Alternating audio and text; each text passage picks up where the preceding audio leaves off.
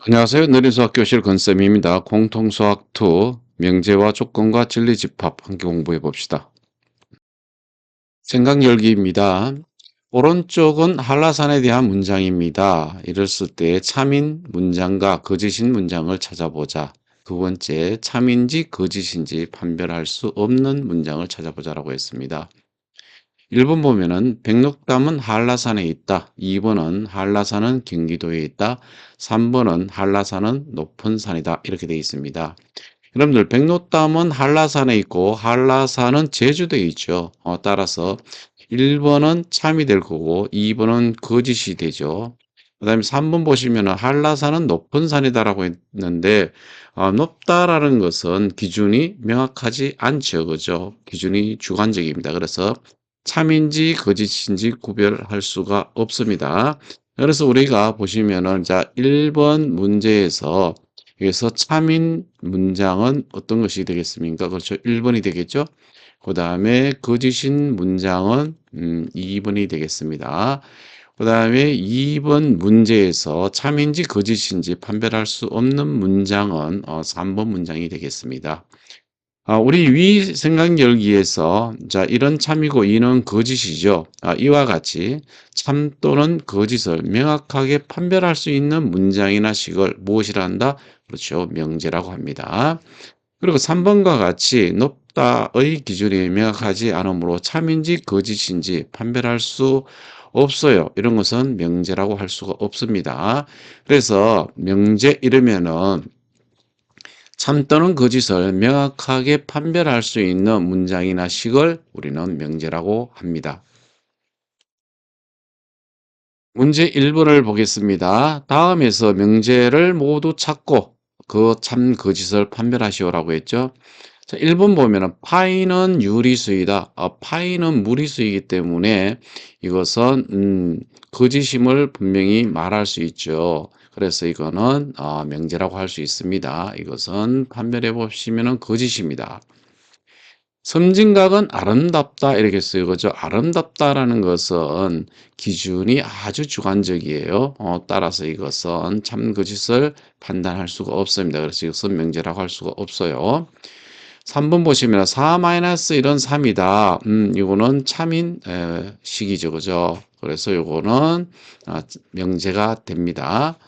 정삼각형은 이등변 삼각형이다. 그렇죠. 정삼각형은 세 변의 길이가 같고 이등변 삼각형 두 변의 길이만 같아도 이등변 삼각형이죠. 그래서 이것도 참인 명제가 되겠습니다. 그래서 이것은 참 이렇게 되겠습니다. 이와 같이 참 또는 거짓을 분명하게 이렇게 판단할 수 있는 문장이나 식을 우리는 무엇이라 한다? 그렇죠. 명제라고 얘기합니다. 명제는 보통 알파벳 소문자로 나타냅니다. 자, P, Q, R 등으로 이렇게 나타냅니다. 그래서 우리가 명제 P에 대하여 P가 아니다 이 말은 명제 P를 부정한 것이라고 얘기합니다. 그래서 기호로 나 P 이렇게 나타냅니다. 이게 이렇게 물결 모양 이것을 우리가 나 P 이렇게 얘기해 주면 되겠어요. 이와 같이 명제 P가 참이면 명제 P가 참이면은 그 부정 나피는 무엇이 된다? 거짓이고요. 만약에 명제 P가 거짓이면은 나피는 무엇이 된다? 참이 된다. 이런 얘기가 되겠습니다. 그리고 명제 P에 대해서 나피 이와 같이 부정을 두 번 하면은 결국은 자기 자신이 된다. 이런 얘기가 되겠어요. 보기 보세요. 오는 홀수이다. 명제죠, 그죠? 오는 홀수가 맞습니다. 그래서 이건 참이에요, 그죠? 참.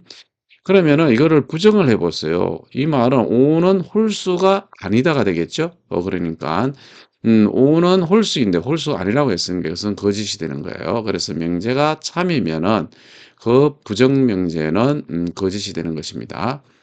그다음 명제가 보면은 6은 2 곱하기 3보다 크다라고 했어요. 6과 2 곱하기 3은 서로 같지요. 그죠? 이 명제는 거짓입니다. 근데 이것을 부정을 해 보면은 부정은 6은 2 곱하기 3보다 작거나 같다 이 말이에요. 자, 작거나 같다라는 얘기는 무슨 말이냐 하면은 6보다 작을 수도 있고 또는 같을 수도 있다 이런 얘기잖아요. 그러니까 같을 수가 있다라는 얘기이기 때문에 우리가 이것은 참이라고 할 수 있고 부정은 참이. 그래서 명제를 거짓이면은 그거의 부정은 뭐다? 그렇죠. 참이 된다. 이런 얘기가 되겠습니다. 문제 2번 보겠습니다. 다음 명제의 부정을 말하고 그 참 거짓을 판별하시오라고 했습니다. 1번 보시면은 자, 1번 부정을 한번 얘기해 보겠습니다. 15의 약수의 개수는 3개가 아니다. 이렇게 나타내면 되겠죠. 개수는 3개가 아니다. 이렇게 나타내면 돼요. 그럼 15의 약수는 뭐예요? 15의 약수 여러분들. 15의 약수는 1 있고 3 있고 그 다음에 5 있고 15에서 몇 개예요? 4개죠. 그래서 이 명제는 거짓이에요. 그죠? 거짓. 그러니까 이거 15의 약수의 개수는 3개가 아니다. 즉 4개잖아요. 그죠? 그러니까 이 부정은 무엇이 돼요? 그렇죠. 참인 명제가 되겠습니다. 자, 그다음 두 번째를 한번 부정을 시켜 보겠습니다. 부정. 2는 1 플러스 루트 2보다 작거나 같다. 부정하시면 어떻게 돼요? 2는 1 플러스 루트 2보다 크다가 되겠습니다. 여러분들, 루트 2라는 것은 1보다는 크지만은 2보다는 작은 그러한 무리수죠. 그죠?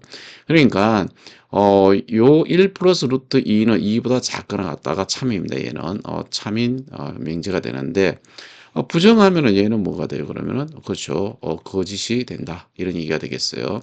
여기 여러분들 부동호 관계의 참 거짓을 조금 더 세밀하게 알아보면 이렇게 됩니다. A가 B보다 작다. 이것을 여러분들 부정을 하게 되면 어떻게 되는가 하면은 A는 B보다 크거나 같다. 이렇게 돼요. 그 다음에 A가 B보다 작거나 같다. 이것을 부정하면은 A는 B보다 크다가 됩니다. 그 다음에 A가 B보다 크다. 얘를 부정하면은 어떻게 되느냐 하면은 A는 B보다 작거나 같다가 되고요. A는 B보다 크거나 같다. 이것을 부정을 하시게 되면은 A는 B보다 작다가 되겠습니다.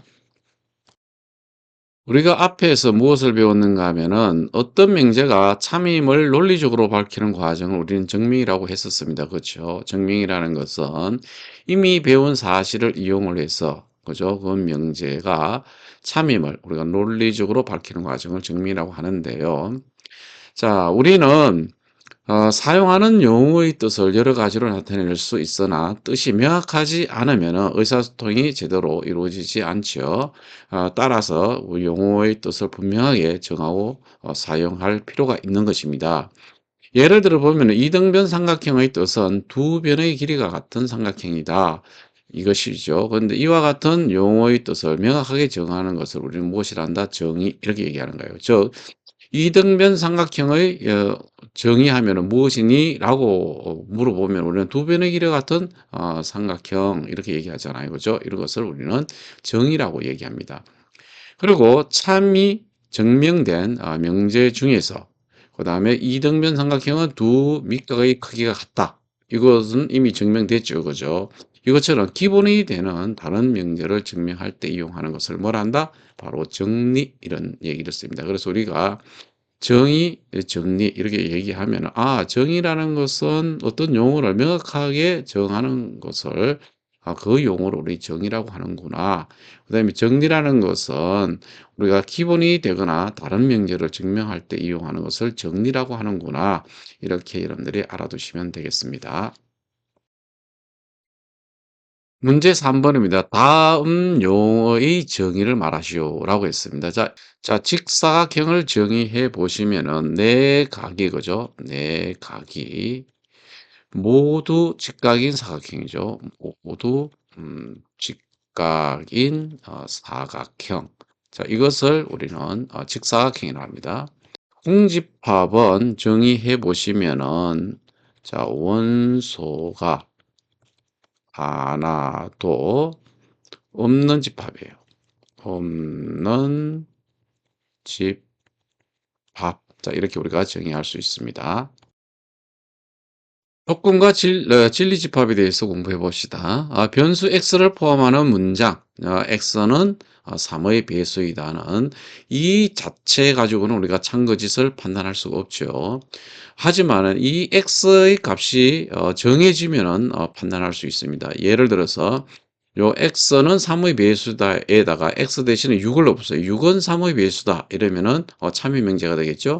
근데 요 x 대신에 5를 넣어보세요. 5는 3의 배수다. 이러면은 이것은 거짓이 되잖아요. 자, 이와 같이 변수를 포함하는 문장이나 식 중에서 변수의 값에 따라서 참, 거짓을 판별할 수 있는 것을 우리는 조건 이렇게 얘기합니다. 그래서 x는 3의 배수이다 라고 하는 것은 우리는 조건이라고 얘기합니다. 자, 우리가 변수 x를 포함하는 조건을 우리는 보통 px, qx, rx 등으로 나타내는데 그냥 간단하게 우리가 pqr로 우리가 나타내기로 합니다. 그래서 우리가 전체 집합 U의 원소 중에서 조건 P가 참이 되게 하는 모든 원소의 집합을 우리 조건 P에 뭐라 한다? 진리집합이다. 이렇게 얘기할 수가 있는 것입니다.